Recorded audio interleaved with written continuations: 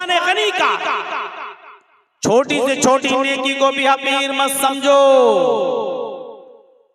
हजरत अबू बकर सिद्दीक के दौरे खिलाफत में, हजरत अबू बकर सिद्दीक के दौरे खिलाफत में हजरत उमर का मामूल ये था कि रात में उठते, सुनिए, रात में उठते और तहज्जुद की नमाज पढ़ने के बाद फजर की नमाज से पहले, फजर की नमाज से पहले तहज्जुद की नमाज पढ़ने के बाद वो रात में निकल जाते और एक बूढ़ी औरत के घर पे जाते, उसके बर्तन साफ कर देते, उसके कपड़े धुल देते और उसके घर में झाड़ू लगा दिया करते थे। किसी नेकी को हकीर मत समझो। हजरत उमर फारूक का मामूल देखिएगा, क्या कर रहे हैं? तहज्जुद की नमाज पढ़ी फजर की नमाज से पहले और फिर चले गए, एक बूढ़ी औरत के घर गए, उसके बर्तन मांज दिए।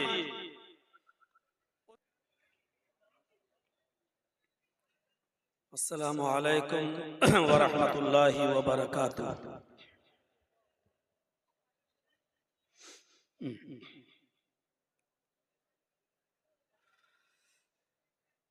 अल्हम्दुलिल्लाह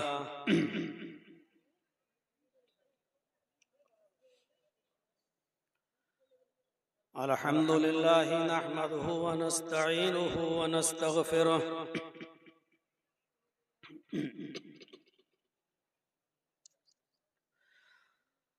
व नऊज़ु बिल्लाहि मिन शुरूरि अनफुसिना व मिन सय्यिआति अअमालिना।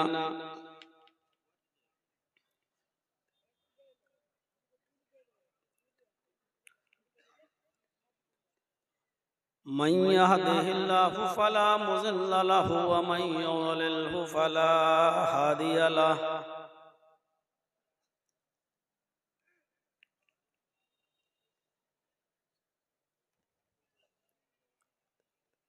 व अशहदु अल्ला इलाहा इल्लल्लाहु वहदहु ला शरीक लहु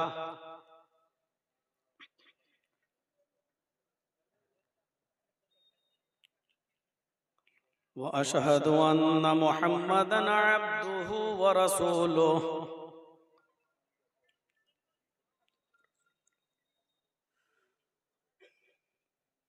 अम्मा बाद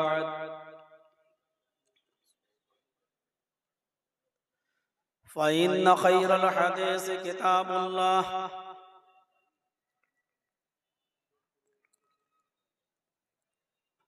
व खैरल हदी हदी मुहम्मदिन सल्लल्लाहु अलैहि वसल्लम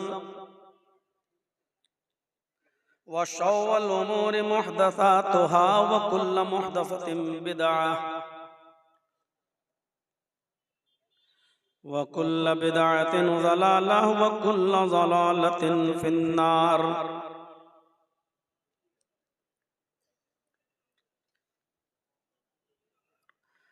अऊज़ु बिल्लाहि मिनश शैतानिर रजीम। बिस्मिल्लाहिर रहमानिर रहीम।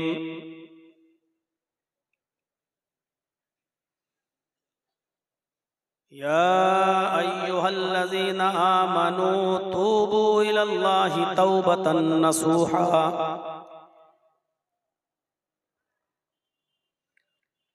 असा रब्बुकुम अन युकफ्फिर अन्कुम सय्यातिकुम व युदखिलकुम जन्नातिन तजरी मिन तहतिहल अनहार।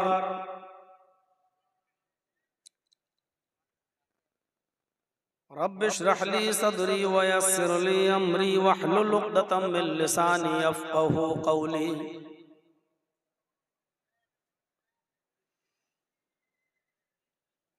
स्टेज पर बैठे हुए मुअज़्ज़ज़ व मुअक्कर उलमाए किराम,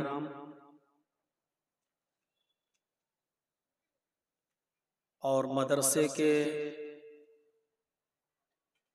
सदर सेक्रेटरी और अरकान व मेंबरान और जिम्मेदारान, और इसी तरीके से जलसा कमेटी के सदर और सेक्रेटरी और मेंबरान और नीमा ललमटिया डिस्ट्रिक्ट गुड्डा और उसके अतराफ अकनाफ से आए हुए मुअज़्ज़ज़ सामीन हज़रात, पर्दा नशीन इस्लामी ख़वातीन, माँ और बहनों, नौजवानों, अजीज़ बच्चों,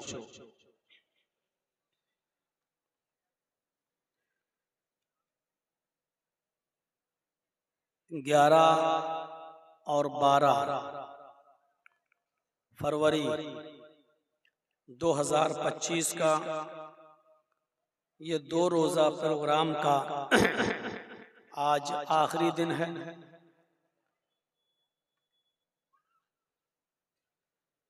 और इसके बाद इस साल का ये प्रोग्राम खत्म हो जाएगा। आइंदा साल अगर जिंदगी रही, सेहत और तंदुरुस्ती ने साथ दिया और आप लोगों के यहाँ ये प्रोग्राम मुनाकिद हुआ, जिसकी तारीख आपके जलसा कमेटी की तरफ से 13 और 14 अप्रैल मुतय्यन की गई है, तो इंशाअल्लाह उस तारीख में हाज़िरी होगी। अल्लाह तबारक व तआला से दुआ है कि इलाहुल आलमीन इस 2 रोज़ा इजलास में जिन उलमा ने खिताब किया है, जिन्होंने पंदो नसाहे से हमें और आपको नवाजा है, हुनूस नवाजा जा रहा है, दुआ है कि इलाहुल आलमीन हम सबको, कहने वालों को भी और सुनने वालों को भी, अमल की पूरी पूरी तौफीक अता फरमाए। जलसे बहुत होते हैं, हर साल होते हैं, और आपके लिए साल में एक बार होता होगा, हमारे लिए तो डेली का मामला है। मैं आज भी आपके यहाँ हूँ और कल डिस्ट्रिक्ट कटिहार में हमारा प्रोग्राम है। वहाँ का एक गांव है हाल बेदा, कल वहाँ जाना है।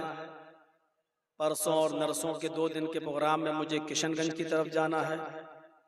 16 तारीख का मेरा प्रोग्राम दिल्ली में लगा हुआ है, शेख असगर साहब के बेटे अजहर साहब के स्कूल में हमारा प्रोग्राम है।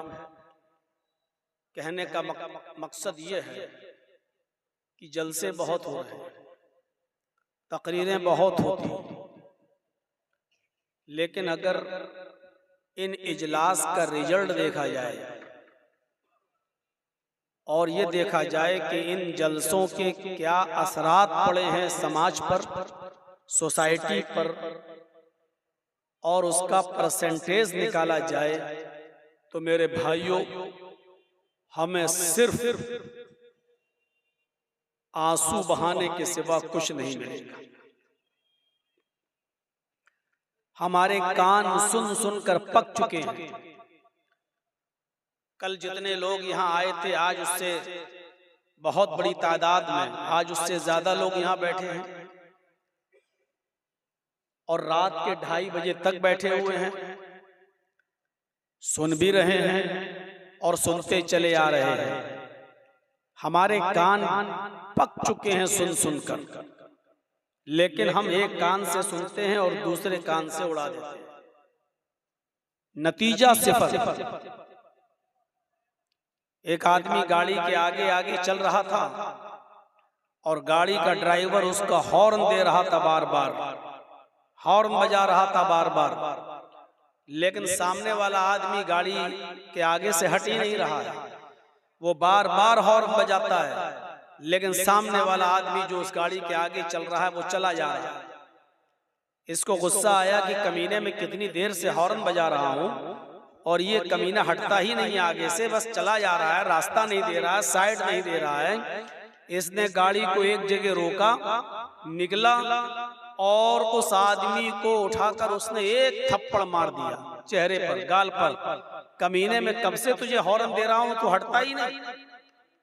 तो उस आदमी ने कहा कि भाई मुझे क्यों मारा तुमने? कहा इसलिए मारा कि तुम सामने से क्यों नहीं हट रहे हो, हॉर्न नहीं सुन रहे हो। तो जिस आदमी को थप्पड़ मारा उसने बड़ा माकूल जवाब दिया। उसने कहा कि भाई आपने इतनी तेज हॉर्न बजाया कि आपके हॉर्न की आवाज सुनकर इतनी देर से आपने हॉर्न बजाया है कि उसकी आवाज से मेरा कान सुन हो गया है, मुझे आवाज सुनाई नहीं दे रही है। आप हॉर्न बजा रहे हैं, मुझे सुनाई नहीं दे रहा, क्योंकि आपके हॉर्न की आवाज से मेरा कान सुन हो गया। यही कंडीशन आज कुछ इसी तरीके की आज हमारे समाज में उलमा, मुकर्रिरीन, खतीब जलसों में, जुमे के खुतबों में आपको समझा समझा कर, बोल बोल कर थक चुके हैं और हमारे कान भी सुन सुन कर पक चुके हैं। कोई फर्क नहीं पड़ता। जैसे हॉर्न बजाने वाले के हॉर्न से आगे चलने वाले आदमी के ऊपर कोई फर्क नहीं पड़ रहा था, उसी तरीके से हमें भी इन उलमा की, इन खतीबों की और इन मुकर्रिरीन की बातों का कोई असर नहीं पड़ता है। हमारे कान भी पक चुके सुन सुन कर।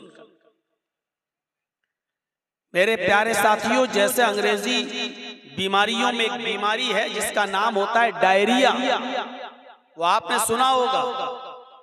डायरिया जब किसी को होता है तो उसको लूज मोशन हो जाते हैं। एक दिन में 10-10, 12-12, 15-15, 20-20 लैट्रीनें उसको पानी की तरह होती हैं। उस आदमी का लीवर फंक्शन बेकार हो जाता है, उसका लीवर काम करना बंद कर देता है। वो जो कुछ भी खाता है वो लैट्रीन के रास्ते से बाहर निकल जाता है। जो कुछ भी खाया लैट्रीन के रास्ते से बाहर, जो भी खाया वो लैट्रीन के रास्ते से बाहर। खाते हैं हम मुंह से और लैट्रीन के रास्ते से वो चीज फौरन पानी बनकर बाहर आ जाती है। इस बीमारी का नाम है डायरिया। लीवर फंक्शन काम करना बंद। हम जो खा रहे हैं ना उसका ब्लड बन रहा है, हम खा रहे हैं उसका न तो ताकत बन रही है, हम जो खा रहे हैं वो पानी बनकर पेट के रास्ते से वो चीज बाहर आ जाती है। न उससे ब्लड बन रहा है, न उससे ताकत बन रही है, न एनर्जी आ रही है, बल्कि कई कई मोशन हो जाने के बाद हमें कमजोरी भी आने लगती है। क्यों? क्योंकि हमने, हमारा लीवर फंक्शन बिगड़ चुका है। हम जो कुछ भी खा रहे हैं वो दूसरे रास्ते से बाहर निकल रहा है। मेरे भाइयों, इस बीमारी का नाम है डायरिया। इसी तरीके से हमें और आपको कानों का भी डायरिया हो गया है। हम एक कान से सुनते हैं कुरान और हदीस की बातें और दूसरे कान से निकाल देते हैं। जैसे डायरिया के मरीज को खाना और पीना उसकी बॉडी में नहीं लगता, ऐसे कुरान और हदीस हम जो सुनते हैं वो हमें कोई असर नहीं करता, उसका कोई फर्क हमारी जिंदगी पर नहीं पड़ता। हम एक कान से सुनते हैं और दूसरे कान से सुनी हुई बातों को हम निकाल देते हैं। आज यही कंडीशन आज हमारे सामने दिया। हमें गौर करना पड़ेगा इन उनके वजूहात पर कि आखिर बात क्या है, असर क्यों नहीं हो रहा है, आखिर क्यों हम एक कान से सुनते हैं और दूसरे कान से हम बाहर निकाल देते हैं।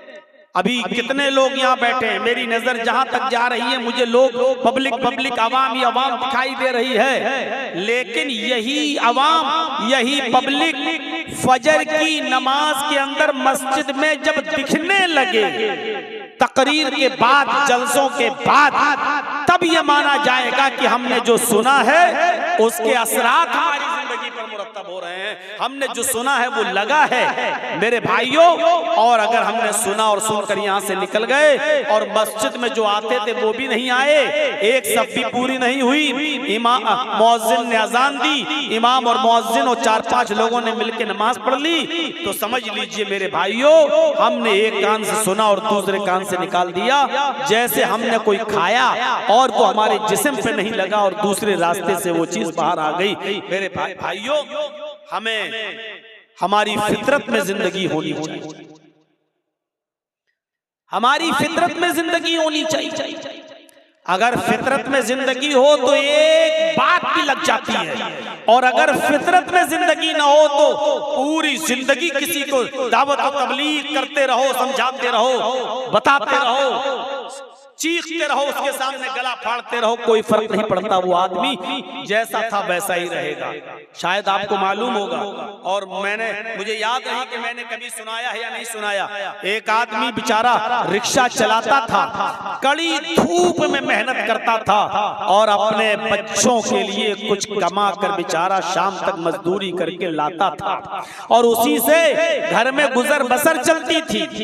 एक दिन ये रिक्शे वाला मेहनत तो मजदूरी करके जब थका हुआ घर पे पहुंचा, अपनी बीवी से बोला कि मुझे खाना पेश करो, बहुत तेज भूख लग रही है, मैं मेहनत तो मजदूरी करने वाला आदमी हूं। उसकी बीवी ने अरहर की दाल उसके सामने रख दी, जो फ्राई नहीं थी, बगैर बघारी हुई दाल थी, जिसमें तड़का का नहीं लगा हुआ था। ऐसी बिला भिगारी हुई दाल उसके सामने पेश कर दी। इस आदमी ने नाक और मुंह चढ़ाया और कहा कि मेरी बीवी, कम से कम कुछ तो ख्याल करो अपने शौहर का।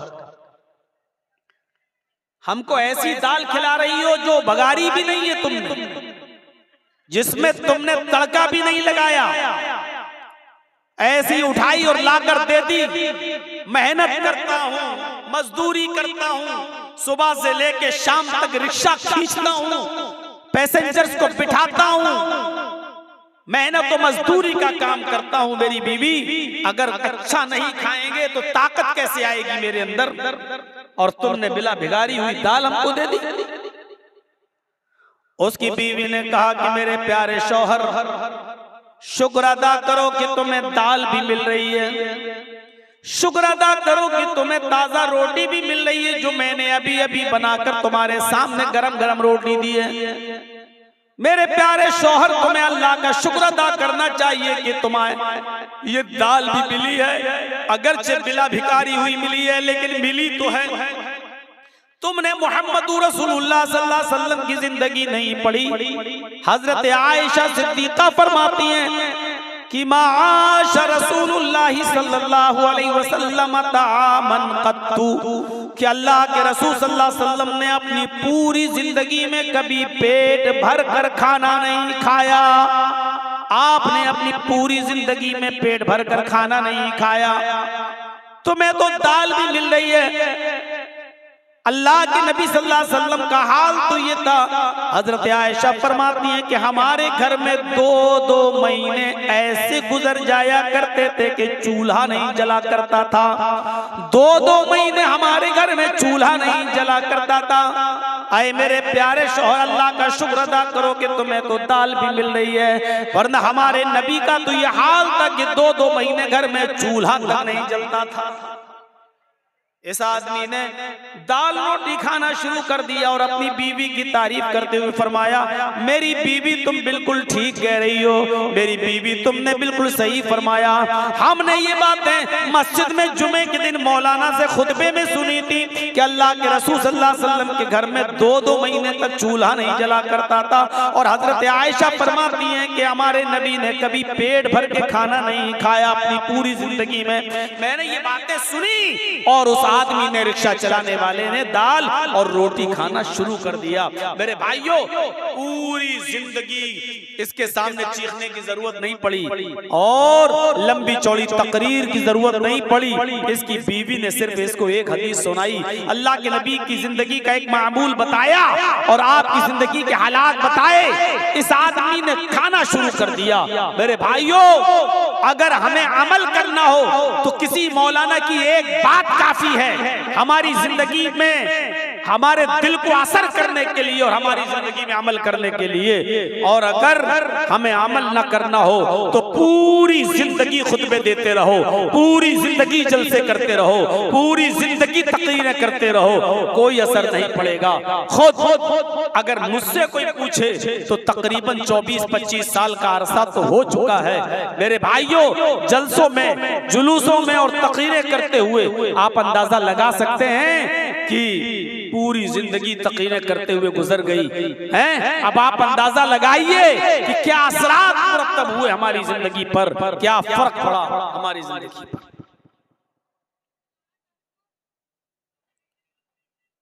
अबुल हाकिम हमीदुद्दीन कुरैशी का नाम सुना होगा। अबुल हाकिम हमीदुद्दीन, जिसके बाप का नाम था बहाउद्दीन कुरैशी, कीज और मरवान का हुक्मरान था। कीज और मरवान का हाकिम गुजरा, बादशाह था, हाकिम वक्त था, और 21 साल तक इसने बड़ी शानदार हुकूमत चलाई। अपने बाप बहाउद्दीन के मरने के बाद अबुल हाकिम हमीदुद्दीन को जब हाकिम बनाया गया तो 21 साल तक हुकूमत चलाई। बीचों बीच शहर में, कीज में या मरवान में, इसका एक आलीशान बाग था, गार्डन। उस बाग के अंदर ये कभी कभी चहल कदमी के लिए जाया करता था अबुल हाकिम हमीदुद्दीन, और वहां थोड़ी देर आराम किया करता था। उस बाग की देखरेख के लिए उसने एक लौंडी, एक खादिमा को रख लिया था। उस लौंडी का काम यह था कि बाग में पानी मारती और अपने हाकिम के लिए, अपने मालिक के लिए, अपने आका के लिए बिस्तर को बिछा देती थी ताकि वो आएंगे और यहां आराम करेंगे। एक दिन अबुल हाकिम हमीदुद्दीन बाग में गया। उसने देखा कि जिस बिस्तर पर मैं आराम करता हूं उस बिस्तर पर लौंडी सो रही है, मेरी खादिमा सो रही है। भाई उसने देखा लौंडी जो थी, उसकी खादिमा जो थी, उसने सोचा कि हम रोजाना इसका बिस्तर बिछाते हैं, नरम गरम बिस्तर, फूल भी उस पर डालते हैं, देखें इस नरम गरम बिस्तर पर थोड़ी देर लेट कर देखते हैं अमीरों का बिस्तर कैसा होता है, हाकिम वक्त का बिस्तर कैसा होता है, देखें उस पर लेटने में कैसा महसूस होता है। इस अबुल हाकिम ने हमीदुद्दीन के बिस्तर पर ये थोड़ी देर के लिए लेट गई, ये सोचकर कि देखें बिस्तर कैसा होता है। जैसी वो लेटी और उसको नींद आ गई। अबुल हाकिम हमीदुद्दीन के बिस्तर पर जब ये लौंडी लेटती है तो उसको नींद आ गई, और जैसी नींद आई हमीदुद्दीन वहां पहुंच जाता है। उसने देखा कि मेरे बिस्तर पर ये लौंडी लेटी हुई है। उसने चाबुक उठाया, उसने कोड़ा निकाला और उसने एक कोड़ा अपनी लौंडी को मार दिया। कोड़ा चमड़े का होता था, लकड़ी में, डंडे में, लाठी में चमड़े का चमड़ा लगा रहता था, और चमड़े का एक कोड़ा बड़ी तेज लगता है, उसने उसकी पीठ पर मारा। उस लौंडी ने उस चमड़े के कोड़े की तकलीफ महसूस की और उठ जाती है, उड़ती और सीधे अपने कपड़ों को समेटती और सीधे खड़ी हो जाती है और कहती है सॉरी, मुझे माफ कर दीजिए, मैं इस बिस्तर पर सोना नहीं चाहती थी, मैं तो सिर्फ लेट कर देखना चाहती थी कि देखें बिस्तर पर कैसा लगता है। जिस बिस्तर पे आप रोजाना आराम करते हैं, मैं ये देखना चाहती थी कि इस बिस्तर पर लेटने में कैसा महसूस होता है। मैं जैसे ही लेटी मुझे नींद आ गई, मुझे माफ कर दो। अबुल हाकिम ने कहा हमीदुद्दीन ने, नहीं, सजा मिलेगी। तेरी हिम्मत कैसे हुई इस बिस्तर पर लेटने की? अपने आका के, अपने मालिक के बिस्तर पर एक मामूली और 2 कौड़ी की लड़की तू लेटेगी इस पर? उसने उस लड़की को, उस लौंडी को खड़ा कर दिया। एक कोड़ा तो मार चुका था उसने, एक एक करके 9 कोड़े और मारे। दूसरा कोड़ा मारा, उस लौंडी की खाल छिल गई। तीसरा कोड़ा मारा, खाल और फट गई। चौथा कोड़ा मारा, पूरी चमड़ी लाल पड़ गई। 5वां कोड़ा मारा, खून गिरने लगा। 6ठा और 7वां कोड़ा भी मारा, खून के कतरे अब जमीन के ऊपर गिरने लगे और उस लौंडी के कपड़े लाल होने लगे। लेकिन उस लौंडी ने हिम्मत बांध ली, ये एक एक कोड़ा मारता जाता और वो मुस्कुराती जाती। इसने एक और कोड़ा मारा, वो और तेज मुस्कुराई। इसने एक और कोड़ा मारा तो वो और तेज मुस्कुराई। जब ये 10 कोड़े मार चुका तो कहने लगा, ए लौंडी, मैं तुझे सजा देने के लिए मार रहा हूँ, तुझे तकलीफ देने के लिए तुझ पर चोट कर रहा हूँ और कोड़े पे कोड़ा बरसा रहा हूँ और तू है हंस रही है।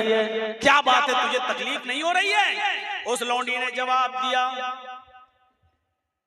उस लौंडी ने जवाब दिया कि मुझे तकलीफ तो बहुत हो रही है, हर कोड़े की तकलीफ मुझे हो रही है, हर कोड़े की तकलीफ मुझे हो रही है, लेकिन मैं मुस्कुरा रही हूं। अबुल हाकिम हमीदुद्दीन ने पूछा, तुम क्यों मुस्कुरा रही हो? उसने कहा, मैं इसलिए मुस्कुरा रही हूं कि कुछ सोच रही हो। हमीदुद्दीन ने पूछा, क्या सोच रही हो? मैं तकलीफ देने के लिए मार रहा हूं और तू मुस्कुरा रही है और कह रही है तकलीफ हो रही है, फिर भी मुस्कुरा रही है। कहां देख, ये खून के कतरे देख, ये जमीन पर टपकने वाला लहू देख, मेरी पीठ जो छिल चुकी है, खाल फट गई देख, तकलीफ नहीं हो रही तो ये सब कैसे हुआ? लेकिन इसके बावजूद मैं कुछ और सोच के हंस रही हूं। अबुल हाकिम हमीदुद्दीन ने पूछा, वही तो मैं सुनना चाहता हूँ, क्या सोच के हंस रही है? उसने कहा, मैं ये सोचकर हंस रही हूँ कि थोड़ी देर तेरे बिस्तर पर लेट गई तो तेरी अदालत में मुझे ये सजा मिली, थोड़ी देर में तेरे बिस्तर पर सो गई, थोड़ी देर मैंने आराम कर लिया तो तेरी अदालत में मुझे ये सजा मिली। मैं तेरे बारे में सोच रही हूँ कि तू तो पूरी जिंदगी ऐशो आराम में रहा है, तू तो पूरी जिंदगी आराम से सोता है, तुझे तो कभी तकलीफ ही नहीं होती। जब थोड़ी देर सोने में तेरी अदालत में ये तकलीफ है, जब थोड़ी देर आराम करने की और आराम से सोने की तेरी अदालत में ये सजा है, तो अल्लाह की अदालत में उस आदमी की सजा क्या होगी जो पूरी जिंदगी ऐशो आराम में सोता है, जिसको कभी कोई तकलीफ नहीं पहुंचती, उसकी सजा अल्लाह की अदालत में क्या होगी? मैं तेरे बारे में सोच रही हूँ कि अल्लाह की अदालत में तेरी सजा क्या होगी। हमीदुद्दीन अबुल हाकिम ने कोड़ा जमीन पर फेंका, उस लौंडी से कहा, जा मैंने तुझे आजाद कर दिया, जा आज के बाद तू मेरी गुलामी से, मेरी लौंडियत से निकल गई, मैंने तुझे आजाद कर दिया, जा तुझे जहां जाना हो, आज के बाद तू मेरी लौंडी नहीं। और उसके बाद में हुकूमत छोड़ी, हुक्मरानी को खैराबाद कह दिया, इस्तीफा दे दिया और उलमा की सोहबत में चला गया, बहुत बड़ा दाई बन गया, बहुत बड़ा मुबल्लिग बन गया, लोगों को दावत व तबलीग का फरीज़ा अंजाम देने लगा, लोगों को अल्लाह और उसके रसूल की बातें बताने लगा। और अबुल हाकिम हमीदुद्दीन का इंतकाल जब हुआ तो वो गुमनामी की मौत मरा। आज तक पता नहीं चला कि अबुल हाकिम को हमीदुद्दीन को दफन कहाँ किया गया। फिर उसने शोहरत छोड़ दी, नाम के लिए जीना छोड़ दिया और दावत व तबलीग का फरीज़ा अंजाम देना शुरू कर दिया और पूरी जिंदगी फिर गुमनामी की जिंदगी जिया। इस पूरे वाक़े को बताने का मकसद मेरा सिर्फ यह है कि कोई लंबी चौड़ी तकरीर नहीं हुई थी, बहुत ज्यादा इसके सामने बातें नहीं रखी गई थी, सिर्फ उस लौंडी ने इतना कहा था कि अगर थोड़ी देर आराम करने की सजा तेरी अदालत में मेरी ये है तो तेरी सजा अल्लाह की अदालत में क्या होगी जो पूरी जिंदगी ऐशो आराम के साथ रहा। इतनी सी बात अबुल हाकिम को हमीदुद्दीन को असर कर जाती है और वो नेक बन जाता है, मुत्तकी बन जाता है, परहेजगार बन जाता है और उसने अपनी जिंदगी के अंदर एक इनकलाब पैदा कर लिया है और गुमनामी की जिंदगी जीता है और कब मरता है पता नहीं चलता। फितरत में जिंदगी हो तो एक जुमला काफी और फितरत में जिंदगी न हो तो पूरी जिंदगी चीखते रहो, चिल्लाते रहो। बताया ना कल बताया था ना अबू तालिब का वाकया। अल्लाह के रसूल पूरी जिंदगी कहते रहे चचा कलमा पढ़ लो और आखिरी वक्त भी कहा कुल या अम्मी ला इलाहा इल्लल्लाह फी उज़ुनी, आए मेरे चचा मेरे कान में कह दो ला इलाहा इल्लल्लाह। लेकिन अल्लाह अबू तालिब को कलमा नसीब नहीं हुआ। फितरत में जिंदगी नहीं थी बगैर कलमे के, दुनिया से रुखसत हो गया और जहन्नम का मुस्तहिक हो गया। मेरे प्यारे साथियों, तसव्वुर करो, फितरत में जिंदगी हो तो एक जुमला काफी होता है, एक लफ्ज काफी होता है, और पूरी जिंदगी के दिल में बिठाने के लिए और पूरी जिंदगी के अमल करने के लिए। आज हमारे पास कहां है नेकियां? है कोई मुहासिबा करता अपनी नेकियों का? छोटी से छोटी नेकी को भी हकीर मत समझो, छोटी से छोटी नेकी को भी हकीर मत समझो। कुरान पढ़िए, अल्लाह रब्बुल आलमीन फरमाता है, फमन यअमल मिस्काल ज़र्रतिन खैरन यरा वमन यअमल मिस्काल ज़र्रतिन शर्रन यरा। अगर जर्रा बराबर भी नेकी करोगे तो उसको भी तुम अपने रब के नाम, अपने नामे आमाल में देख लोगे। जर्रा बराबर भी बुराई करोगे तो उसको भी तुम अपने नामे आमाल में देख लोगे। छोटी से छोटी नेकी को भी हकीर मत समझो। इसमें क्या हो जाएगा? कल मैंने बताया था ना, छोटी से छोटी नेकी, रास्ते से गुजर रहे हैं, पत्थर पड़ा हटा दो,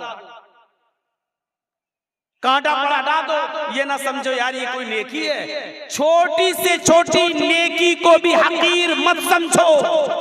अल्लाह के रसूल एक मर्तबा खुतबा दे रहे हैं और औरतों को मुखातब करके कह रहे हैं, या माशरन निसा, आए औरतों की जमात, आए मस्तूरात, आए औरतों, तुम अपने घर में, तुम अपने घर के पड़ोस में रहने वाली किसी पड़ोसन को सदका और खैरात करने में कभी हकारत महसूस मत करना।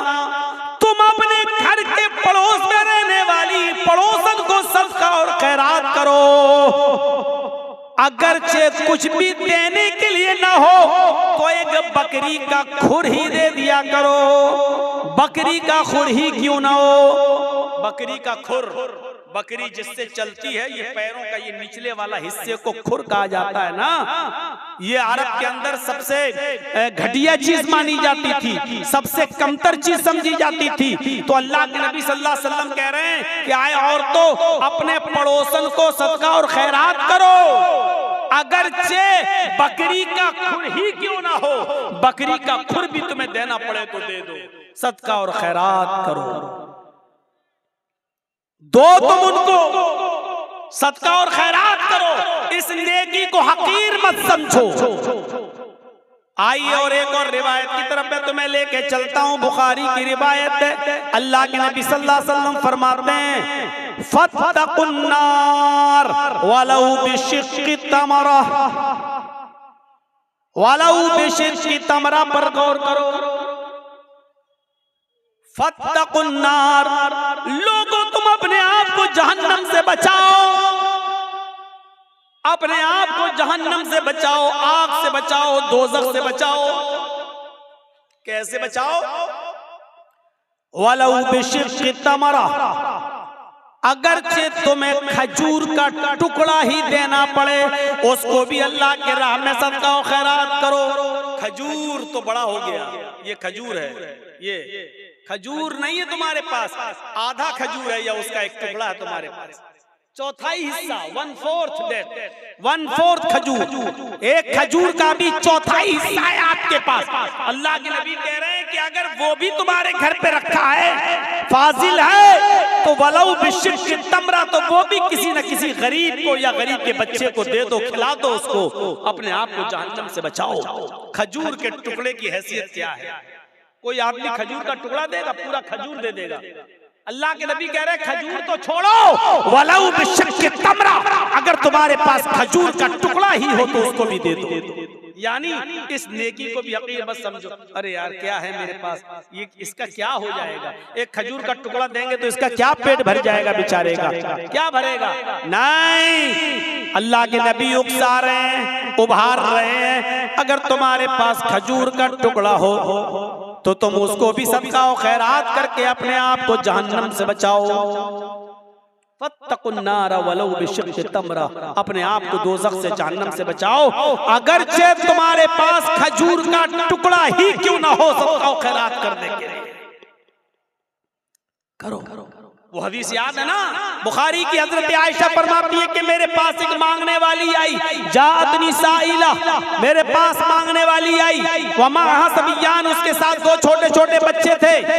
मांगने लगी, मेरे पास एक खजूर थी, मैंने वो खजूर लाकर उस औरत को दे दिया। उस खजूर ने उसके दो टुकड़े कर दिए, एक टुकड़ा इस बच्चे को दे दिया, एक टुकड़ा इस बच्चे को दे दिया, एक टुकड़ा इस बच्चे को दे दिया, एक टुकड़ा इस बच्चे को दे दिया, और अपना खुद नहीं खाया। उन दोनों बच्चों ने आधी आधी खजूर खा ली और चली गई वो औरत अपने बच्चे को लेकर, बच्चों को। अल्लाह के नबी सल्लल्लाहु अलैहि वसल्लम जब घर में आए तो हजरत आयशा ने पूरा मंजर बयान फरमाया। तो अल्लाह के नबी सल्लल्लाहु अलैहि वसल्लम ने फरमाया, वजबत अलैहिल जन्ना, आयशा जो औरत अपने बच्चों के खाने पीने की आजमाइश में मुब्तला कर दी गई, जो अपने बच्चों की परवरिश में आजमाई गई और उस आजमाइश में पूरी उतरती है, उस औरत के ऊपर जन्नत वाजिब है। यानी उस औरत ने खुद भूखा रहकर अपने बच्चों को आधी आधी खजूर दे दी, अपने बच्चों को टुकड़े दे दिए खजूर के, खुद भूखी रह गई। अल्लाह ताला ने उस औरत पर जन्नत वाजिब कर दी, यानी उस औरत के ऊपर जन्नत फर्ज हो गई, जन्नत वाजिब हो गई। गौर कीजिए, खजूर का एक खजूर थी, हजरत आयशा ने वही दे दी। अब आप कहोगे एक खजूर में क्या होता है, ना औरत का पेट भरा ना बच्चों का, लेकिन हजरत आयशा ने एक खजूर थी वही दे दी। मुस्लिम शरीफ की हदीस में 3 खजूरों का जिक्र है, एक खजूर उस औरत, 3 खजूर हजरत आयशा ने उस औरत को दे दी। उस औरत ने एक खजूर इस बच्चे को दे दी, एक खजूर इस बच्चे को दे दी, और एक खजूर अपने खाने के लिए रख ली। बच्चों ने अपनी अपनी खजूरें खा ली, और माँ जब खजूर खाने लगी तो बच्चे अपनी माँ के खजूर पर झपट पड़े। माँ को रहम आ गया, माँ ने देखा कि बेटों ने, मेरे बच्चों ने अपनी अपनी खजूरें खा ली, लेकिन अभी भूखे। तो माँ ने अपनी खजूर नहीं खाई, बल्कि उस खजूर के 2 टुकड़े करके आधी इसको दे दी, आधी इसको दे दी, और उन बच्चों ने ये आधी आधी खजूर भी खा ली और माँ ने खुद कुछ नहीं खाया। जब हजरत आयशा ने ये मंजर अल्लाह के नबी को बताया तो अल्लाह के नबी की आंखों में आंसू आ गए और रोते हुए फरमाया, वजबत अलैहिल जन्ना, इस औरत ने अपने ऊपर जन्नत वाजिब कर दी। किसी भी नेकी को हकीर मत समझो, छोटी से छोटी नेकी को भी हकीर मत समझो। हजरत अबू बकर सिद्दीक के दौरे खिलाफत में कहत पड़ गया। कहत मतलब सूखा, लोगों के पास खाने पीने के लिए अनाज नहीं है, गल्ला नहीं है, सूखा पड़ गया। अबू बकर का जमाना है। हजरत उस्मान गनी रज़ी अल्लाह ताला अन्हु के पास मुल्क शाम से गल्ला लदा हुआ ऊंट आए थे, जिस पर गल्ला लदा हुआ था। और ऊंट कितने थे? 1000 ऊंट, 100 नहीं, 10-20 नहीं, 100-200 नहीं, 1000 ऊंट था जिस पर अनाज लदा हुआ था, गल्ला लदा हुआ था। जब मदीने के ताजिरों को पता चला क्या उस्मान गनी के पास 1000 ऊंट है गल्ले से लदे हुए, तो उनके पास आए और कहने लगे, आए उस्मान, क्या इन गल्ले को बेचोगे? हजरत उस्मान ने कहा, मुझे प्रॉफिट क्या दोगे, नफा क्या दोगे? फरमाया, आपके 10 रुपए का माल हम 12 रुपए में लेने के लिए तैयार हैं। 10 दिरहम का माल 12 दिरहम में लेने के लिए तैयार हैं। हजरत उस्मान ने फरमाया, फिर छोड़ो, मुझे इससे भी ज्यादा प्रॉफिट मिल रही है। कहा कि अच्छा 13 ले लो, आपका हर 10 दिरहम के माल पर 13 दिरहम हमसे ले लो, हम उसको बेचेंगे जितना चाहेंगे। कहत पड़ा हुआ है, सूखा पड़ा हुआ है, हमारा माल तो बिकी जाएगा, आप 10 के दिरहम पर 13 दिरहम ले लो। हजरत उस्मान कहते हैं, मुझे इससे भी ज्यादा मिल रहा है। और लास्ट में बोली लगती है, आए उस्मान, हम 10 का माल 15 दिरहम में लेने के लिए तैयार हैं। हजरत उस्मान कहते, रहने दो, 10 दिरहम पर तुम 15 दिरहम दोगे, लेकिन मुझे इससे भी ज्यादा प्रॉफिट मिल रही है। तब तमाम लोग उठ गए, जितने भी बिजनेसमैन थे वो उठ गए और कहने लगे, उस्मान, अगर इससे ज्यादा तुम्हें मिल रहा है तो उसी को दे दो, हम लोग चल रहे हैं, हम लोग जा रहे हैं। जब वो जाने लगे जितने बिजनेसमैन थे, तो पलट कर कहने लगे, उस्मान, हम जा तो रहे हैं, हमें अब नहीं चाहिए। 10 का माल हम 15 में लेने के लिए तैयार हैं, इससे ज्यादा हम नहीं दे सकते। और आप कह रहे हैं इससे भी ज्यादा हमें मिल रहा है। मदीने के सारे बिजनेसमैन यहाँ मौजूद हैं, मेरी नजर में अब कोई बाकी नहीं है। जो जितना बड़ा बिजनेसमैन है वो यहाँ मौजूद है और हम सब लोग यहाँ हैं। फिर मुझे इतना तो बता दो कि 10 का माल 15 में लेने के लिए हम लोग तैयार हैं, इससे ज्यादा तुम्हें कौन दे रहा है? सारे बिजनेसमैन तो यहाँ मौजूद हैं, फिर तुम्हें 10 का माल 15 से ज्यादा लेने में कौन तैयार है तुम्हारा? हजरत उस्मान मुस्कुराते हुए जवाब देते हैं कि अल्लाह, मेरा अल्लाह मुझे इससे भी ज्यादा प्रॉफिट दे रहा है। तुम मेरे 10 दिरहम के माल को 15 में खरीदोगे और मेरा अल्लाह 1 दिरहम का माल 10 दिरहम में ले रहा है। तुम 10 का 15 दोगे और मेरा रब 10 का 100 दे रहा है, 1 का 10 दे रहा है। तुम 10 दिरहम का माल 15 दिरहम में ले रहे हो और मेरा रब 10 दिरहम का माल 100 दिरहम में ले रहा है।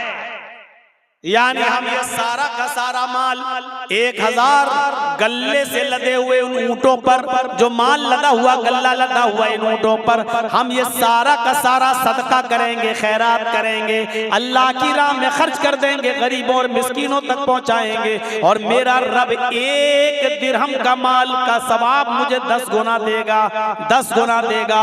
यानी 10 दिरहम का सवाब हमें 100 दिरहम के बराबर देगा। 1000 गल्ले से लदे हुए ऊंटों के सदके का सवाब 10 गुना बढ़ाकर, आप गौर करो, 1000 का 10 गुना बढ़ा दो तो 10,000 गल्ले से लदे हुए ऊंटों का सदका करने का सवाब हमें मिलेगा। इसलिए आप जाइए, हमें आपको माल नहीं बेचना है। मैंने कहा छोटी सी छोटी नेकी को भी हकीर मत समझो। देखो हजरत उस्मान गनी को 10 का 15 मिल रहा था, लेकिन इसके बावजूद गरीबों में और मिस्कीनों में सारा का सारा माल लुटा दिया, खर्च कर दिया, फी सबीलिल्लाह दे दिया।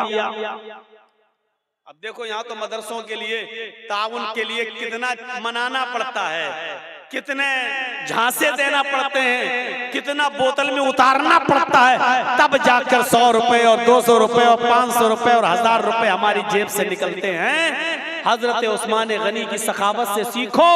1000 गल्ले से लदे हुए ऊंट, ये भी नहीं कहा चलो 1 ऊंट का माल हम खर्च कर देते हैं अल्लाह की राह में, नहीं, पूरा का पूरा 1000 ऊंट गल्ले से लदे हुए सबका सब खर्च कर दिया और सबका सब सदका और खैरात कर दिया। ये जज्बा था, ये जज्बा था हजरत उस्मान गनी का। छोटी से छोटी नेकी को भी हकीर मत समझो। हजरत अबू बकर सिद्दीक के दौरे खिलाफत में, हजरत अबू बकर सिद्दीक के दौरे खिलाफत में हजरत उमर का मामूल ये था कि रात में उठते, सुनिए, रात में उठते और तहज्जुद की नमाज पढ़ने के बाद फजर की नमाज से पहले, फजर की नमाज से पहले तहज्जुद की नमाज पढ़ने के बाद वो रात में निकल जाते और एक बूढ़ी औरत के घर पे जाते, उसके बर्तन साफ कर देते, उसके कपड़े धुल देते और उसके घर में झाड़ू लगा दिया करते थे। किसी नेकी को हकीर मत समझो। हजरत उमर फारूक का मामूल देखिएगा, क्या कर रहे हैं? तहज्जुद की नमाज पढ़ी फजर की नमाज से पहले और फिर चले गए, एक बूढ़ी औरत के घर गए, उसके बर्तन मांज दिए, उसके कपड़े धुल दिए और उसके घर में झाड़ू लगा दिया। ये उनका मामूल था, रोजाना ये काम किया करते थे। एक दिन तहज्जुद की नमाज पढ़ के फजर की नमाज से पहले पहुंचे, घर में जब घुसे तो क्या देखते हैं? बर्तन साफ हैं। कपड़े धुलना चाहा बूढ़ी औरत के, क्या देख रहे हैं? कपड़े धुले हुए पड़े हुए हैं। झाड़ू ली कि झाड़ू से घर साफ कर दे तो क्या देखते हैं? घर में झाड़ू लग चुकी है। पूछा माँ कौन था ये, आज घर में सफाई कैसे हो गई? कहा बेटे मैं क्या जानूं, मैं तो आंखों से अंधी हूं, नाबीना हूं, मुझे क्या मालूम, मैं तो समझी कि तुम ही आए हो, बर्तन तुम मांज रहे हो, झाड़ू तुम लगा रहे हो, कपड़े तुम धुल रहे हो। कहा माँ मैं नहीं था। कहा बेटा मुझे नहीं मालूम फिर कौन था।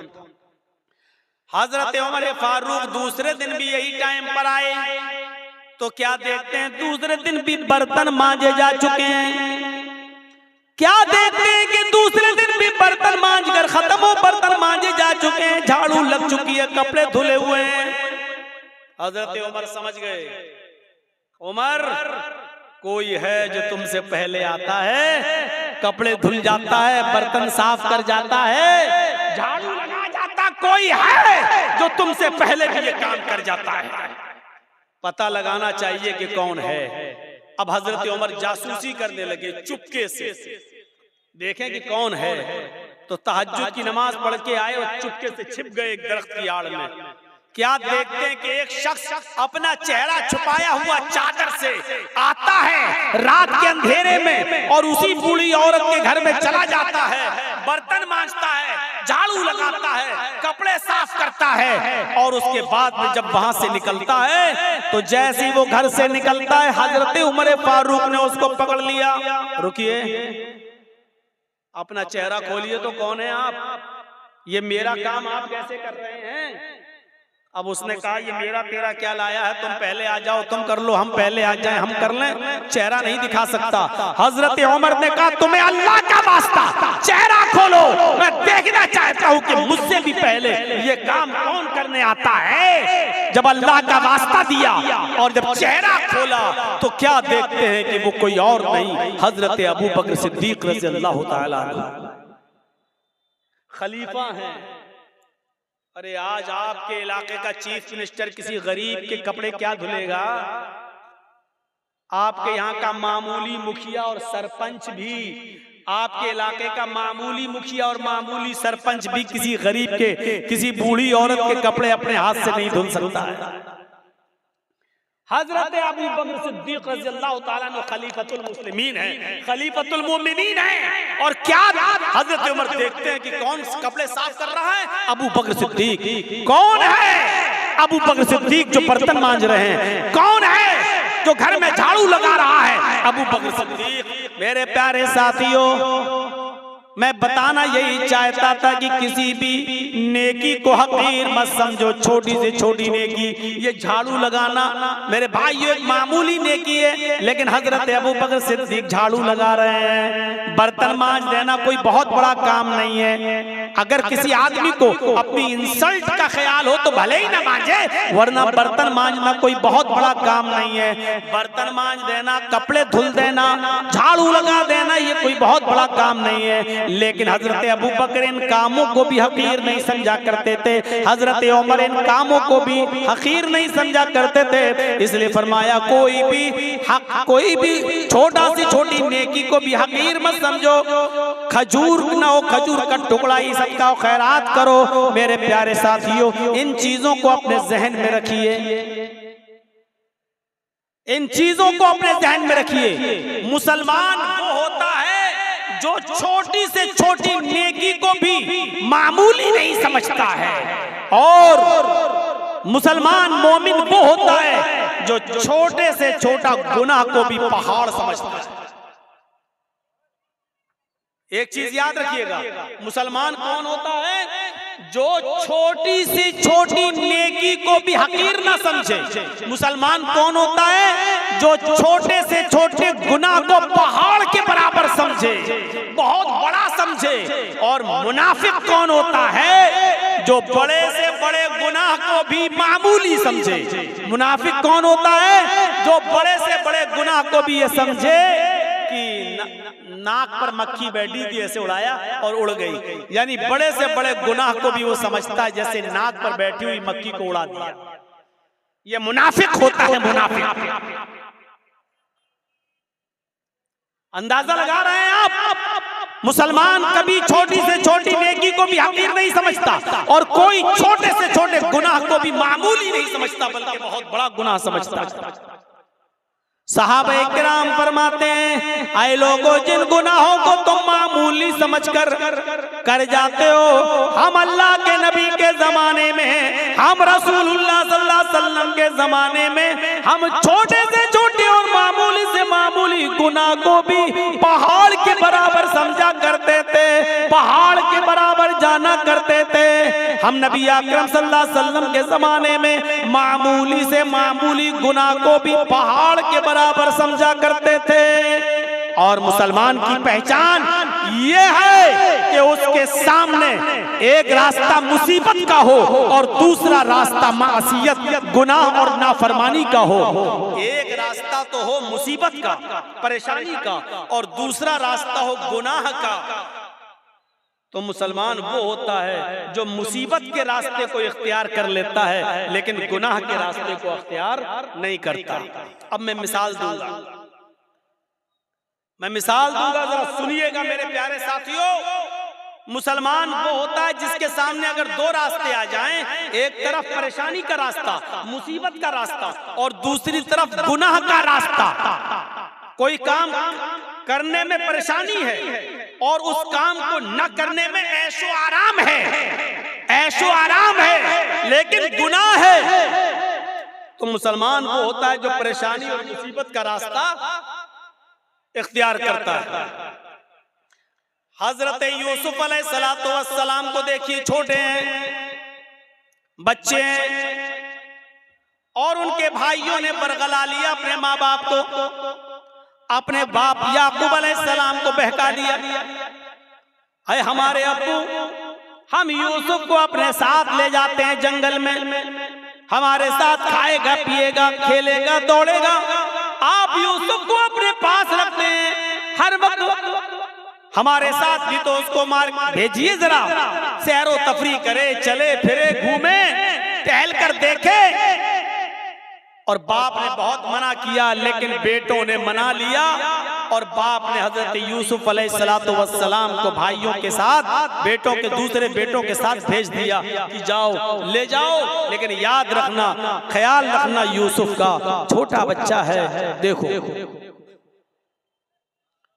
और जब ये लोग जंगल के अंदर पहुंच जाते हैं तो अब सलाह मशवरा करते हैं कि यूसुफ को क्या करें। फिर एक आदमी फैसला करते हैं कि मारना ठीक नहीं है, कत्ल करना ठीक नहीं है, यूसुफ को हम एक वीरान कुएं में डाल देते हैं, यूसुफ को हम एक अंधे कुएं में फेंक देते हैं। कोई आएगा और उठाकर यूसुफ अलैहिस्सलाम यूसुफ को ले जाएगा, फिर वो अपने यहाँ पालेगा, पोसेगा, बड़ा करेगा। हमें क्या मतलब, हमसे तो एक मुसीबत टल जाएगी। हमारे वालिदैन, हमारे माँ बाप, हमारे बाप याकूब यूसुफ से मोहब्बत करते हैं और वो जगह हमें अपने दिल में नहीं देते तो जो यूसुफ का मकाम है। फिर उन लोगों ने आज़म मुसम्मम कर लिया और यूसुफ अलैहिस्सलातु वस्सलाम को एक कुएं के अंदर फेंक दिया, कुएं में डाल दिया, और रोते हुए अपने घर आते हैं। एक यूसुफ अलैहिस्सलाम की कमीज उतार ली, उनका कुर्ता उतार लिया, और एक बकरी को ज़िबा करके बकरी का झूठा खून, बकरी का खून उस कमीज में लगा कर ले आए। और जब अपने घर पे आते हैं तो अपने अब्बा से कहते हैं, याकूब अलैहिस्सलाम से कहते हैं, या आबाना, आए हमारे अब्बू जान, इन्ना ज़हबना नस्तबिकु व तरकना यूसुफ इंदा मताइना फ़अकलहु ज़िब। आए अब्बू जान, हम यूसुफ अलैहिस्सलातु वस्सलाम को ले गए और हम खेल कूद में लग गए, नस्तबिकु, हम खेल कूद में लग गए, हम दौड़ भाग में लग गए, वतरकना यूसुफ इंदा मताइना, और यूसुफ को अपने सामान के पास छोड़ दिया कि तुम इसकी देख रेख करना। हम लोग इधर उधर खेल कूद में लग गए। फ़अकलहु ज़िब, भेड़िया आया और भेड़िया यूसुफ अलैहिस्सलाम को खा गया। भेड़िया आया और भेड़िए ने यूसुफ को फाड़ दिया। अरे हमारे अब्बू, आप हमारी बात पर ईमान क्यों लाएंगे, आप हमारी बात क्यों मानेंगे। वमान बिमुमिनिन लना, आप हमारी बात क्यों मानेंगे? वलौ कुन्ना सादिकीन, अगरचे हम सच्चे ही क्यों ना हो, हम सच बोल रहे हैं, फिर भी आपको हमारी बात का यकीन नहीं होगा। अपने माँ बाप से ये बात कह दी याकूब अलैहिस्सलाम से। इधर एक काफिला आया, सुनिए, इधर एक काफिला आया, उसको प्यास लगी तो कुएं के पास चला गया, उसने डोल डाला, डोल, उस यूसुफ अलैहिस्सलाम उस डोल में बैठ गए। उसने जब खींचा तो डोल भारी लगा, उसने झांक कर देखा तो एक छोटा बच्चा पड़ा हुआ है यूसुफ। उसने काफिले वालों को खुशखबरी सुनाई, या बुशरा हाजा गुलाम, आए काफिले वालों खुशखबरी सुनो, ये तो एक बच्चा पड़ा है, यहाँ तो एक लड़का पड़ा हुआ है, बच्चा बड़ा खूबसूरत बच्चा यहाँ कुएं में पड़ा हुआ है। निकाला, मिस्र के बाजार में ले गए और वहां उस बच्चे को बेच दिया गया। और जानते हो, इतना खूबसूरत बच्चा यूसुफ अलैहिस्सलाम, जिनकी खूबसूरती का जिक्र कुरान में मौजूद, लेकिन इस खूबसूरत बच्चे की कीमत भी क्या लगी मिस्र के बाजार में, जानते हो? उनको पैसा चाहिए था। कहते हैं कि चोरी का माल हो या ऐसा कोई माल हो तो आदमी जल्दी हटाता है। कभी कभी 20,000 का मोबाइल 2,000 में देके चला जाता है कि जल्दी हटे, जल्दी से निकले, और पकड़ा जाए तो दूसरा पकड़ा जाए, हम ना पकड़े जाएं। ऐसे उन्होंने देखा कि ये यूसुफ हमें मिले तो जल्दी से इनको हटा दिया जाए। और मिस्र के बाजार में जब बोली लगी तो जानते हो बहुत कम कीमत में उनको बेच दिया गया। वशरऊहु बिसमनिन बख्सिन दराहिम मादूदा। कुरान के अल्फाज देखो मेरे भाइयों, उन लोगों ने चंद सिक्कों में यूसुफ को बेच दिया, चंद टकों में, चंद खोटे सिक्कों में यूसुफ को बेच दिया। लो, यूसुफ अलैहिस्सलाम बादशाह मिस्र के मेहमान बने। धीरे धीरे बादशाह मिस्र के पास पहुंचे। बादशाह मिस्र ने अपनी बीवी से कहा, ये बच्चा है, इसकी देखरेख करो, आगे चलकर हो सकता है कि हम इसको बेटा बना लें। देखो, इसकी खिदमत करो, देखभाल करो। और बादशाह मिस्र के घर में यूसुफ की परवरिश होने लगी। धीरे धीरे बड़े होते गए और एक दिन आया कि यूसुफ अलैहिस्सलातु वस्सलाम अपनी जवानी को पहुंच गए। यहाँ खूबसूरती अपनी कयामत बर्पा कर रही थी और यहाँ यूसुफ अलैहिस्सलातु वस्सलाम जवान हो गए। और उधर बादशाह मिस्र की बीवी का दिल हचकोले लेने लगा। वो इस गुलाम पर, यूसुफ अलैहिस्सलातु वस्सलाम पर अंदर ही अंदर दिलो जान से फरेबता थी, दिलो जान से कुर्बान थी। धीरे धीरे ये चर्चा मिस्र की औरतों में होने लगा। और मिस्र की औरतें और औरतों में किसी बात का चर्चा बहुत जल्दी होता है। कोई भी बात हो, अगर आपको बहुत जल्दी फैलाना हो तो बस 2-4 औरतों में फैला दो, शाम तक होते होते पूरे गांव में ऑटोमेटिक फैल जाएगी। ये बात मिस्र की औरतों में फैल गई। ओ बादशाह की बीवी, ओहो, अपने गुलाम पे मरती है, अपने गुलाम को दिल दे बैठी है, अपने गुलाम के साथ मुंह काला करना चाह रही है, अपने गुलाम के साथ ये हरकत करती है। बादशाह मिस्र की बीवी के चर्चे जब मिस्र की औरतों में होने लगे तो उस औरत ने, यानी बादशाह की बीवी ने सारी औरतों को दावत दे दी। गौर कीजिए, सारी औरतों को दावत दे दी, सबके सामने फल रख दिए, सबको छुरियां दे दी। और जब वो फलों को काटने लगी तो उस औरत ने, बादशाह मिस्र की बीवी ने यूसुफ अलैहिस्सलाम से कहा, आए यूसुफ, इन औरतों के सामने से गुजर जाओ। यूसुफ अलैहिस्सलाम उन औरतों के सामने से गुजर रहे हैं, अपनी मालिकन की बात मानना पड़ेगी।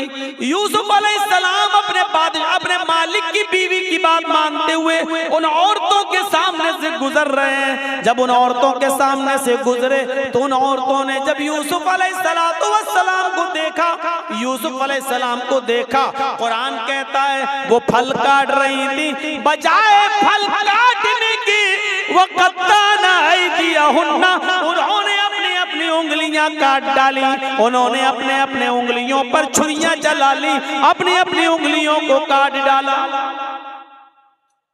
और जब यूसुफ पर नजर पड़ी तो चीख पड़ी, मा हाज़ा बशरुन इन हाज़ा इल्ला मलकुन करीम, ये कोई इंसान नहीं है, मा हाज़ा बशर, ये कोई इंसान नहीं है, इन हाज़ा इल्ला मलकुन करीम, नहीं ये तो एक मुअज़्ज़ज़ और मुकर्रम फरिश्ता नजर आता है, ये कोई इंसान लगता ही नहीं है। देखो कितना खूबसूरत है, कितना हसीन और जमील है, ये कोई इंसान नहीं, ये तो कोई बुजुर्ग फरिश्ता नजर आ रहा है। मतलब समझ रहे हैं? अभी सिर्फ बादशाह की बीवी फरेफ्ता थी यूसुफ पर, अब मिस्र की सारी औरतों ने दिल दे बैठा यूसुफ। हर औरत चाहने लगी कि यूसुफ हमारे हो जाएं, यूसुफ हमारे हो जाएं। एक फितना खड़ा हो गया। अब बादशाह की बीवी ने कहा, देखा, देख लिया तुमने, अब बताओ इसमें मेरी क्या गलती है? इसको मैंने बहुत बहकाया, अपनी तरफ माइल किया, लेकिन ये बचा रहा, और फिर यूसुफ के सामने धमकी देती है बादशाह की बीवी, आए औरतों, आए मिस्र वालियों, सुनो, अगर यूसुफ ने मेरी बात नहीं मानी, मेरी ख्वाहिश पूरी नहीं की, मैं इससे जो चीज चाहती हूँ, अगर मेरा मतालबा इस बच्चे ने, इस लड़के ने, इस गुलाम ने अगर पूरा नहीं किया तो ये जेल में सड़ेगा, या सख्त से सख्त सजा मैं इसको दिलाऊंगी, सख्त से सख्त सजा दिलवाऊंगी, या जेल में सड़ेगा। अब यूसुफ अलैहिस्सलाम को जब धमकी मिलती है तो यूसुफ अलैहिस्सलाम के पास दो ही रास्ते थे। एक रास्ता तो ये था मुसीबत का, इस औरत की बात ना माने और जेल में चले जाएं, ये मुसीबत का रास्ता था। मैंने कहा ना, मोमिन के लिए अगर एक तरफ मुसीबत का रास्ता हो और एक तरफ गुनाह का रास्ता हो, मासियत का, तो मोमिन मुसीबत का रास्ता अख्तियार कर लेता है, लेकिन गुनाह का रास्ता अख्तियार नहीं करता। यूसुफ अलैहिस्सलाम के सामने दो रास्ते थे। यहाँ बादशाह मिस्र की बीवी ने कहा कि अगर इसने मेरी बात नहीं मानी तो इसको सख्त से सख्त सजा दिलवाऊंगी, या जेल के अंदर सड़ेगा। यूसुफ अलैहिस्सलाम के पास दो ही रास्ते थे। एक रास्ता ये था कि बादशाह की बीवी की बात मान ले और जो वो कह रही है उसकी मर्जी को पूरा कर दें। अगर ऐसा कर लेते, बादशाह की बीवी की बात मान लेते, तो पांचों उंगली घी में थी। बादशाह की बीवी उनको बचाती भी, बादशाह की बीवी उनका ख्याल भी रखती, बादशाह की बीवी उनको तन्हाई का मौका भी देती, बादशाह की बीवी उनकी इज्जत और तकरीम भी करती, बादशाह की बीवी उनको अच्छी तरीके से उनकी हिफाजत भी करती, सब कुछ करती, और जो वो चाहते वो उनको मिलता रहता। लेकिन ये रास्ता गुनाह का रास्ता था, ये रास्ता मासियत का रास्ता था। अब दूसरा रास्ता यूसुफ अलैहिस्सलाम के सामने ये था कि मैं इस गलत रास्ते पर नहीं चलूंगा। तो वो औरत कह रही है मैं जेल में डलवा दूंगी, मैं सख्त से सख्त सजा दिलवाऊंगी। तो यूसुफ अलैहिस्सलाम ने ये रास्ता पसंद कर लिया और नजरें आसमान पे डाली और फरमाया, इलाहल आलमीन, आए मेरे परवरदिगार, बादशाह मिस्र की बीवी ने ये ठान लिया है कि मैं उसके साथ गलत काम करूं, और वो ये भी कह रही है अगर इसने मेरी बात न मानी तो मैं इसको सजा दिलवाऊंगी और जेल में डलवा दूंगी। रब्बिस्सिज्नु अहब्बु इलैया मिम्मा यदऊननी इलैहि, आए मेरे परवरदिगार, आए मेरे अल्लाह, आए मेरे रब, मुझे जेल में जाना ज्यादा पसंद है। रब्बिस्सिज्नु अहब्बु इलैया मिम्मा यदऊननी इलैहि, आए अल्लाह मुझे जेल ज्यादा महबूब है मुझे जेल में जाना ज्यादा पसंद है बनिस्बत उसके जिस बुरे काम की तरफ ये औरतें मुझे बुला रही हैं और बादशाह मिस्र की बीवी मुझे चाह रही है। इस काम के करने से बेहतर और ज्यादा अच्छा मेरे लिए ये है कि मैं जेल में चला जाऊं। वइल्ला तस्रिफ अन्नी कैदहुन्ना अस्बु इलैहिन्ना। ऐ हमारे परवरदिगार, ऐ हमारे रब, अगर तूने मुझे इनकी चालों से न बचाया, ऐ अल्लाह अगर तूने मुझे इनकी चालों से मेरी हिफाजत न की। ये औरत की चालें कितनी खतरनाक होती हैं। आपको अपने घर में प्यार और मोहब्बत के जाल में फंसा कर बुला भी लेंगी और आपको फंसवा भी देंगी, आपको फंसवा भी देंगी। तो इसीलिए यूसुफ अलैहिस्सलाम क्या कह रहे हैं, व इल्ला तस्रिफ अन्नी कैदहुन्ना, ऐ अल्लाह मुझे जेल जाना ज्यादा महबूब है, ज्यादा पसंद है बनिस्बत उसके जिस बुरे काम की तरफ ये मुझे बुला रही हैं। आय अल्लाह अगर तूने मुझे इनकी चालों से महफूज न किया, अगर तूने मुझे इनकी चालों से न बचाया, अस्बु इलैहिन्ना, तो मैं भी इनकी तरफ झुक जाऊंगा, मैं भी इनकी तरफ माइल हो जाऊंगा, मैं भी इनके साथ गलत काम कर बैठूंगा। वाकुम मिनल जाहिलीन, और मैं जाहिलों में नादानों में से हो जाऊंगा। ऐ अल्लाह मैं जाहिलों और नादानों में से हो जाऊंगा। इसलिए अल्लाह मुझे इनके शर्र फितन से और इनकी चालों से तू मेरी हिफाजत फरमा। इस वाक़े की रोशनी में जो कुरान की आयत से मैंने साबित किया है, क्या पता चलता है मेरे भाइयों कि मोमिन वो होता है कि जिसके सामने एक तरफ मुसीबत का रास्ता हो और एक तरफ गुनाह का रास्ता हो, तो वो मुसीबत को उठाना और परेशानी को मोल लेना ये ज्यादा बेहतर समझता है, लेकिन गुनाह को अख्तियार नहीं करता है। ये मोमिन की निशानी है। हमारे और आपके पास ये निशानियां हैं। क्या हम मोमिन हैं? क्या हम ऐसा करते हैं? इसलिए याद रखिए मेरे साथियों, गुनाहों की दलदल से बचिए, गुनाहों की दलदल से बचिए और अल्लाह रब्बुल आलमीन को पुकारते रहिए, अपने गुनाहों की तौबा और माफी मांगते रहिए कि अल्लाह रब्बुल आलमीन फरमाता है, कुल या इबादी अल्लज़ीना असरफू अला अनफुसिहिम ला तक़नतू मिर रहमतिल्लाह। ऐ मोहम्मद सल्लल्लाहु अलैहि वसल्लम मेरे बंदों से कह दो, या इबादी अल्लज़ीना असरफू अला अनफुसिहिम, आए अल्लाह के बंदो, अगर तुमने गुनाह कर करके, अगर तुमने जुल्म कर करके, अगर तुमने अय्यारियों मक्कारियां कर करके गुनाह कर डाले और जमीन और आसमान भी भर लिए, अपनी जानों पर तुमने जुल्म किया, अपनी जानों पर तुमने जुल्म किया है और तुम हद से आगे बढ़ चुके हो, ला तक़नतू मिर रहमतिल्लाह, कह दो आए अल्लाह के बंदो, अल्लाह की रहमत से ना उम्मीद मत हो जाओ, अल्लाह की रहमत से ना उम्मीद मत हो। अल्लाह रब्बुल आलमीन तुम्हारे गुनाहों को अब भी माफ कर देगा, बशर्त ये कि तुम सच्चे दिल से तौबा करो, इस्तिग़फ़ार करो। मेरे भाइयों याद रखिए, मैंने खुतबे मसनूना के बाद जो आयत पढ़ी है वो इसी से मुताल्लिक़ है, तौबा और इस्तिग़फ़ार से। या अय्युहल्लज़ीना आमनू तूबू इलल्लाहि तौबतन नसूहा असा रब्बुकुम अन युकफ्फिरा अन्कुम सय्यातिकुम व युदखिलकुम जन्नातिन तजरी मिन तहतिहल अनहार। अल्लाह रब्बुल आलमीन क्या फरमा रहा है, आए मुसलमानों, आए ईमानों वालों, तुम अल्लाह से खालिस और सच्ची तौबा करो, तूबू इलल्लाहि तौबतन नसूहा। आए ईमानों वालों, तुम अल्लाह से खालिस और सच्ची तौबा करो। खालिस और सच्ची तौबा क्या होती है? तौबतन नसूहा क्या होती है? तौबा के मफहूम में ये दो चीजें शामिल, तीन चीजें शामिल हैं। अगर कोई आदमी अल्लाह से तौबा करता है और ये तीन चीजें उसकी तौबा में शामिल नहीं है, तो वो तौबा नहीं है। कोई गुनाह हो गया, अल्लाह तौबा तौबा तौबा तौबा तौबा, ये तौबा नहीं है। बहुत से लोगों को आपने देखा होगा, कोई गुनाह कर बैठे, तौबा तौबा तौबा, ये तौबा नहीं।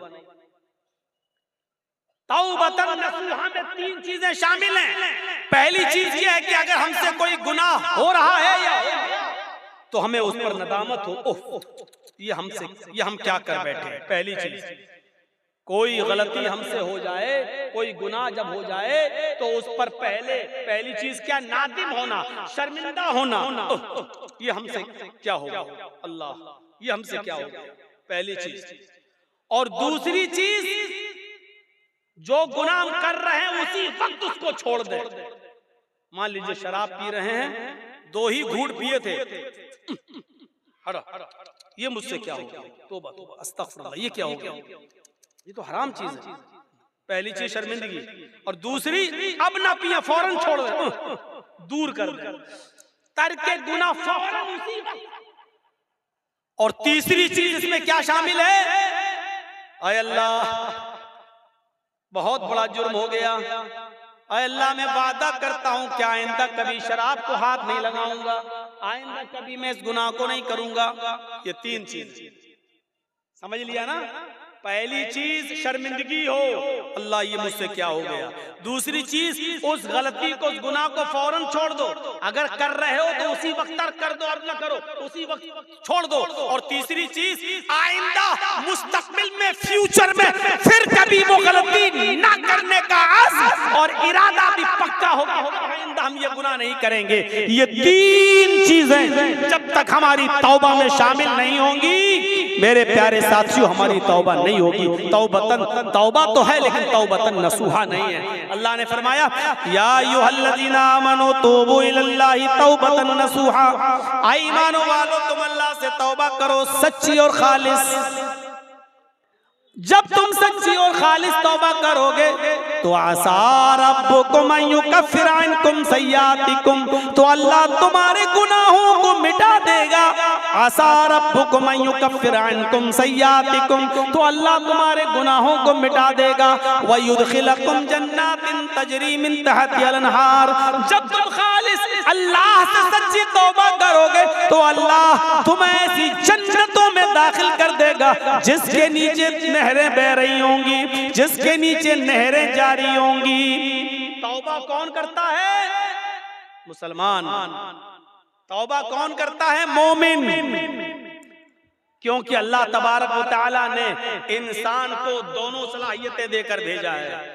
आज मैं तुम्हें एक ऐसी चीज बतला रहा हूँ, इसको अगर समझ लिया तो बहुत कुछ समझ लोगे। अल्लाह ने इंसान को दोनों सलाहियतें देकर भेजा है। अल्लाह ने इंसान को अच्छे काम करने की सलाहियत भी दी है, और अल्लाह ने इंसान को बुरे काम करने की सलाहियत भी दी है। इंसान को अच्छे काम करने की ताकत भी दी है और बुरे काम करने की भी ताकत दी है। अल्लाह ने इंसान को नेकियां करने की भी सलाहियत दी है और गुनाह की भी सलाहियत दी है। हाँ, और गुनाह करने की सलाहियत दी है तो गुनाहों से बचने की भी सलाहियत दी है। इंसान नेकियां कर सकता है तो बुराई भी कर सकता है, दोनों सलाहियतें हैं। इंसान बुराइयां कर सकता है तो बुराइयों से बचा भी सकता है अपने आप को। ये दोनों सलाहियतें देकर अल्लाह ताला ने इंसान को भेजा है। ये सलाहियत अल्लाह ने फरिश्तों के अंदर नहीं रखी है। अल्लाह ने फरिश्तों को सिर्फ नेकियां करने की सलाहियत दी है, गुनाह करने की सलाहियत फरिश्तों के पास नहीं है। किसी फरिश्ते से कहो जुआ खेल के दिखाओ तो कोई फरिश्ता जुआ नहीं खेल सकता। किसी फरिश्ते को कभी आपने सुना है कि उसने शराब पी? नहीं पी सकता। क्यों? क्योंकि अल्लाह ताला ने फरिश्तों को गुनाह करने की सलाहियत दी ही नहीं है।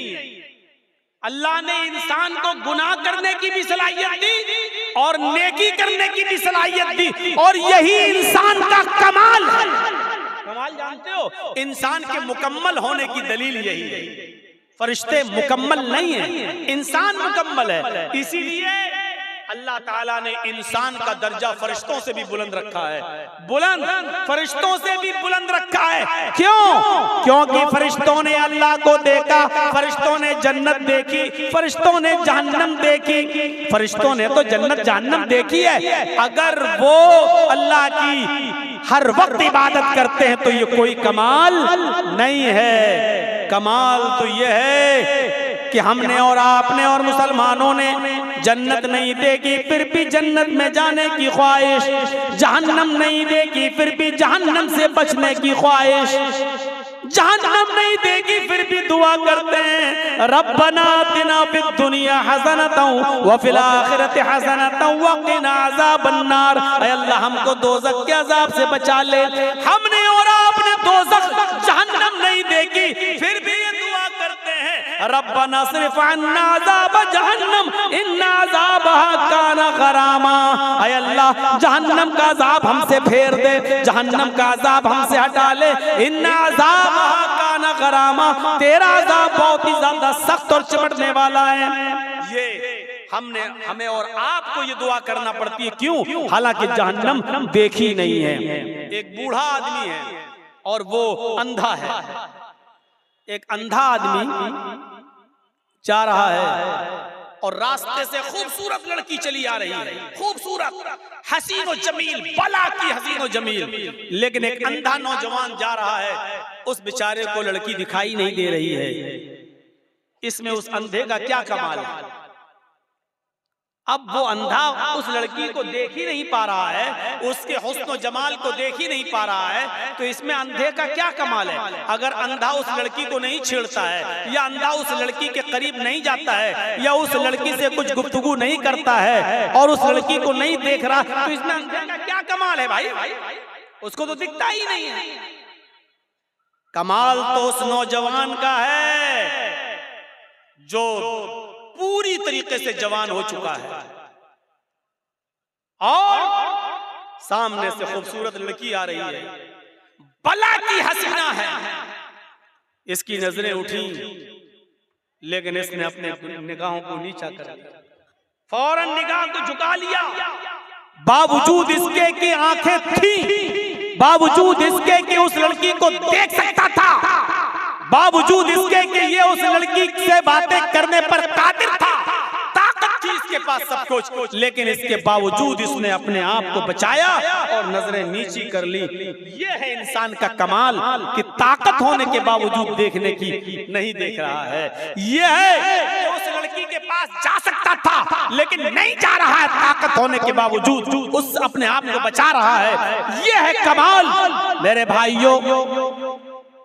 इसीलिए मैदान महशर में कयामत के दिन जो लोग अर्श इलाही के साए में होंगे, जो लोग कयामत के दिन जिनको अर्श इलाही का साया नसीब होगा, उन लोगों में एक शख्स वो भी होगा, इन लोगों में एक शख्स वो भी होगा मेरे भाइयों, जिसको दुनिया में किसी खूबसूरत लड़की ने बुलाया, रजुलुन तलबत हुमरातु ज़ात मनसबि व जमाल फ़क़ाल इन्नी अख़ाफ़ुल्लाह।